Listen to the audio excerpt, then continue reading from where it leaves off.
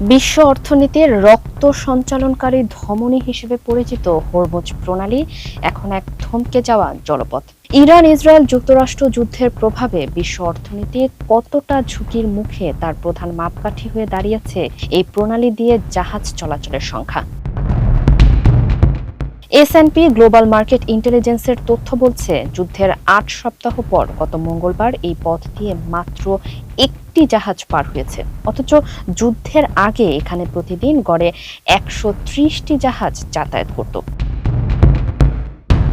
বুধবার কয়েকটি জাহাজ পার হওয়ার চেষ্টা করলে ইরান দুটি পণ্যবাহী জাহাজে হামলা চালায়। বর্তমানে এই জলপথে ইরানের ওপর কঠোর নৌ অবরোধ জারি রেখেছে মার্কিন যুক্তরাষ্ট্র।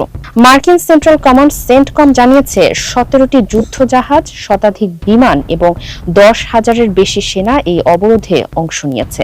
ইতিমধ্যে ৩১টি জাহাজকে পথ পরিবর্তন করতে বাধ্য করা হয়েছে, যার বেশিরভাগই জ্বালানি তেলের ট্যাঙ্কার। তবে এর মাঝেও ইরানের সঙ্গে সংশ্লিষ্ট জাহাজগুলো ঠিকই যাতায়াত করছে।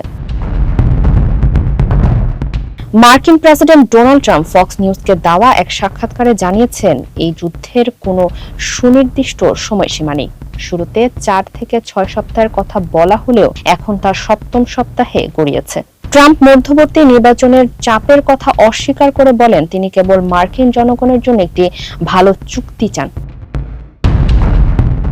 এদিকে এক আকস্মিক সিদ্ধান্তে মার্কিন নৌবাহিনীর সচিব জন ফেলানকে বরখাস্ত করা হয়েছে, যার জায়গা নিয়েছেন হাংকাও। পেন্টাগন আরও জানিয়েছে, ওমান উপসাগরের মাইনগুলো সরিয়ে পথ নিরাপদ করতে অন্তত ৬ মাস সময় লাগবে।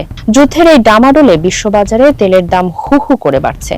ব্রেন্ট ক্রুড অয়েলের দাম ব্যারেল প্রতি $১০৫ ছাড়িয়েছে। তুর্কি president Recep Tayyip Erdogan German প্রেসিডেন্টকে সতর্ক করে বলেছেন, এই যুদ্ধ ইউরোপকেও ধীরে ধীরে দুর্বল করে দিচ্ছে। শান্তি বজায় না থাকলে ক্ষয়ক্ষতির পরিমাণ আরো ভয়াবহ হবে। যুদ্ধের আঁচ লেগেছে ক্রীড়া জগতেও। মার্কিন বিশেষ দূত পাওলো জাম্পোলি ২০২৬ বিশ্বকাপে ইরানের পরিবর্তে ইতালিকে অন্তর্ভুক্ত করার প্রস্তাব দিয়েছেন। যদিও ফিফা সভাপতি জিয়ান্নি ইনফান্তিনো গত সপ্তাহ পর্যন্ত ইরানের অংশগ্রহণের সম্ভাবনা বজায় রেখেছিলেন, তবে জাম্পোলির এই নতুন প্রস্তাব ফুটবল বিশ্বে আলোচনার ঝড় তুলেছে। রণকৌশল আর ক্ষমতার লড়াইয়ের মাঝে মানবিক বিপর্যয় প্রকট হচ্ছে। পেন্টাগনের গোপন বৈঠকে ইরানের একটি স্কুলে হামলার বিষয়ে প্রশ্ন তোলা হয়েছে, যেখানে ১৬৫ জন শিশু নিহত হয়েছিল। ফারিহা আহমেদ, মানবকণ্ঠ।